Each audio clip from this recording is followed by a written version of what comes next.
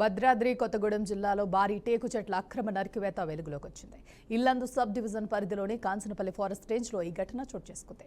గుర్తు తెలియని స్మగ్లర్లు అర్ధరాత్రి వేళల్లో రంపాలతో దాడి చేసి పదుల సంఖ్యలో టేకు చెట్లను నరికి తరలించినట్లు సమాచారం. కాంచనపల్లి రేంజ్ పరిధిలోని పోడు భూమిలో వ్యవసాయం చేస్తున్న ఈసం సునీత, గొగ్గేల చిన్న నర్సయ్యలకు చెందిన 16 టేకు చెట్లను స్మగ్లర్లు నరికి తరలించినట్లు స్థానికులు తెలిపారు.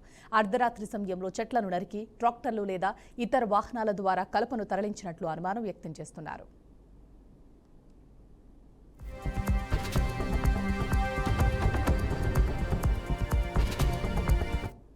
స్థానికుల సమాచారం ప్రకారం నరికి తీసుకెళ్లిన టేకు కలప 2 రేంజ్లకు దాటి ఫారెస్ట్ డివిజనల్ స్థాయి అధికారికి చెందిన సొంత ఊరికి చేరినట్లు ప్రచారం జరుగుతోంది.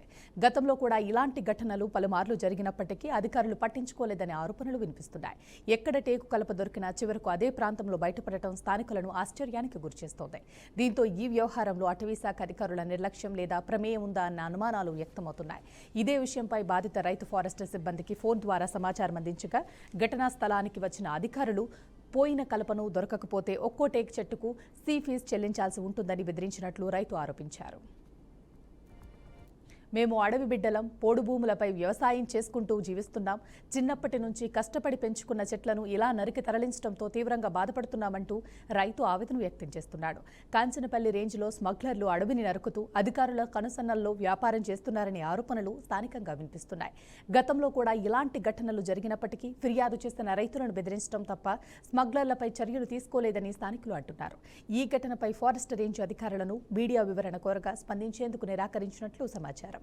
అడవిలోని పోడు భూములపై ఆధారపడి జీవిస్తున్న తమకు న్యాయం చేయాలని బాధిత రైతులు అధికారులను కోరుతున్నారు.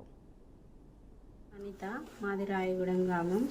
మా ఛానల్లో ఒక అర్ధరాత్రి పుట్టిన బుధవారం నైటు 17 టేకు చెట్లని గుర్తు తెలియని దొంగలు కోసుకొని వెళ్ళిపోయారు. తెల్లారులేసి టాడి చూసేసరికల్లా చెట్లు మొత్తం కోసేసి ఉన్నాయంట. మేడానికి ఎంబటే ఇన్ఫార్మ్ చేస్తే వచ్చింది. వచ్చి కొలతలు తీసి మా సిగ్నేచర్ తీసుకున్న తర్వాత ఏమన్నదంటే, మీరు కోసారా, దొంగలు కోసారా అని అడిగింది. అడిగితే మేమేమన్నామంటే 20 ఏళ్ళ క్రితం నుంచి ఆ చెట్లను పెంచుకుంటే ఏమంటుందంటే, మీరే కోపించారు, ఒక చెట్టుకు వచ్చేసి 50,000 చెప్పున సోమవారం కల్లా కట్టి తీరాల్సిందే, లేకపోతే మీ కేసు ఫైల్ చేస్తామని చెప్పారు మేడం వాళ్ళు. చుక్కీ మేడం, ఉపేందర్ సార్, సేయ మేడం, ముగ్గురు. ఇప్పుడు మేము టేకులపల్లి రమ్మన్నది మేడం. రమ్మంటే అక్కడికి వెళ్ళేసరికి ముక్కలు దొరికినాయి. మేము వెళ్ళేసరికి మొత్తం బ్లోర్లో లోడ్ చేసుకొని ఉంది. చిన్న చిన్న ముక్కలే కనిపిస్తున్నాయి. అవి మా చేనులో అయితే కావు. మరి ఎక్కడి నుంచి పట్టుకొచ్చిందో ఏం చేసిందో మళ్ళీ మేము రిటర్న్ అడిగితే ఏం చెప్పట్లేదు మేడం. మీరు రండి మాట్లాడుకుందాం, మనం ఎందుకు పేపర్కి ఇస్తున్నారు, అట్లా ఇస్తున్నారని మాట్లాడుకుంది. చిన్న కర్రలు మా ఛానల్ మేము ఎలుగు కోసమని నరకొస్తే దీనికి 5,000 ఫైన్ కట్టండి అని తెల్లడిజాన 5ంటికి వచ్చి మేడం మమ్మల్ని బెదిరించి అమ్మటే డబ్బులు తీసుకున్నది. ఒక 5,000 స్లిప్ ఇస్తానన్నది. స్లిప్ కూడా ఇవ్వలేదు.